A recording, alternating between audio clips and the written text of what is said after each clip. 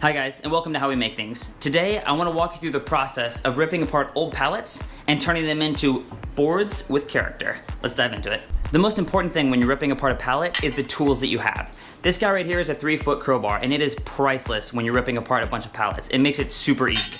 I've also got a hammer, and I've got a smaller crowbar to help me remove some planks and to ease the boards a little bit.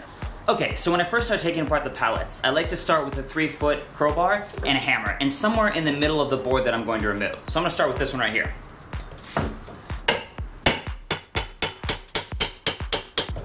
So loosen it up, then move down to the next place. Loosen that one up, and then keep doing that until one side of the board is almost completely loosened up.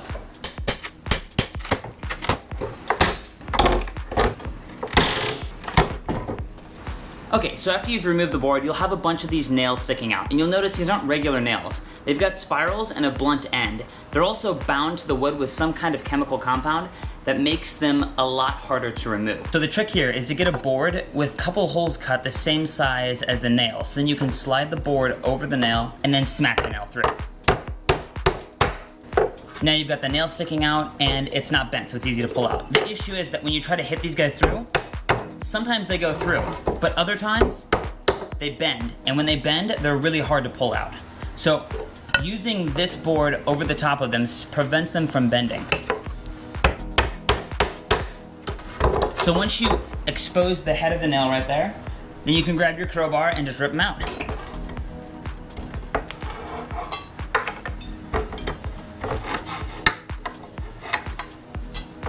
But what happens if you have a nail that the head has been removed from because you're trying to pry it out? Well, the best way to get those guys out is to get a pair of pliers like this, grab onto the nail with the sharp end like that, and then just pry up. You might have to stand on it so it doesn't fly up at you.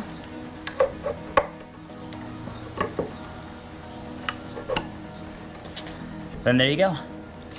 A nice big pair of pliers with big long handles makes this process super easy. Now that we've stripped all the nails off, what we want to do now is cut off the ends of the boards that we don't want, especially because as they get wet, they tend to flare out and it makes it difficult to run them through the table saw. Now that we've trimmed off the end grain, we're going to want to trim the edge grain just to give us a flat edge to work off of. So set your guard to just barely under the width of the board.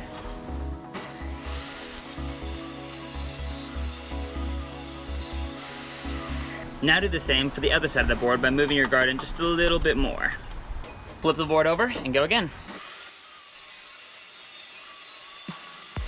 That takes care of the edge grain and the end grain for us. We still have the surface of the board that needs to be planed down. Now if you have a planer, you can just run this straight through the planer. But if you don't, I'll show you a technique on the table saw that'll allow you to plane the surface of it down.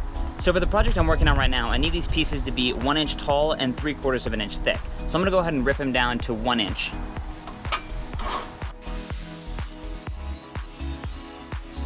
Now I've got a 1 inch tall board. I need to trim down the surfaces though so that it's 3/4 of an inch thick. So I'm gonna set my guard to 1/8 of an inch above 3/4 of an inch.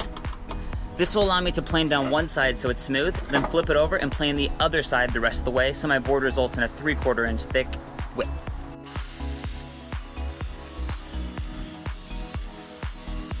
So now I've got 3 of the 4 sides planed down to a smooth surface. The last side is going to be set by moving the guard in to 3/4 of an inch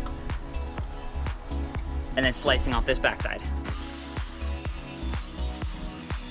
And there's the final product with a 3/4 inch by 1 inch thick pallet board sawn down to it looks like an actual store-bought board with a few nail holes.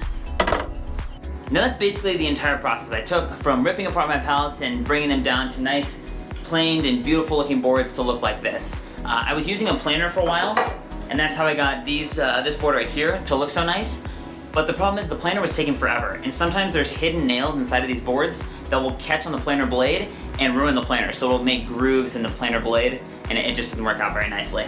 So I switched to using the table saw a lot, and I got a bunch of thin, nice, straight boards like this by just running through the table saw on every single side. Now mind you, this process takes a long time, but you end up with some pretty cool looking boards, like this guy right here, which is a piece of slightly rotted oak, which has a lot of character and it looks really cool. Now a little bit of a preview to the project that I'm working on currently. This is a stair tread, and it's made 100% out of pallet wood, just like I showed. Cutting them down to 3/4 inch length and then a inch thick, and then just putting them all side by side and gluing them together. And it results in a pretty cool looking tread, just like this. Now, I'm not an expert on what kind of wood is in these pallets, but I think it's a mixture of some kind of fir, pine, and oak with maybe some mahogany mixed in there. So you get a bunch of, an assortment of wood that you can use, which is pretty cool. Bottom line, if you're gonna be doing a pallet project, especially one as big as a 12-stair staircase pallet project, just be prepared to do a lot of cutting and a lot of sanding. It takes a ton of work. On the plus side, you get free wood, and it's pretty cool. Oh, that reminds me, places to get pallets. I got these pallets from an uncle who owns a packaging business. So if you know somebody who has a warehouse or has ship a lot of stuff, they probably have some pallets. You can call them up. A lot of times you'll see pallets in the back of lots. Don't just go and grab them, because sometimes they have contracts with companies to pick up the pallets and whatnot, so that's technically stealing. Just ask. Most of the time people want to unload them, and they're more than happy to give them away. So anyways, guys, that's my take on ripping apart pallets, and from my experience of doing 20 of them, something like that. So if you have any better suggestions or a better way to do it, make sure to hit up the comments below. Stay tuned for this staircase, which is going to be sweet. It's my most recent pallet project, and I'm really looking forward to the finished product. Anyways, thanks for watching, guys, and I'll see you next time.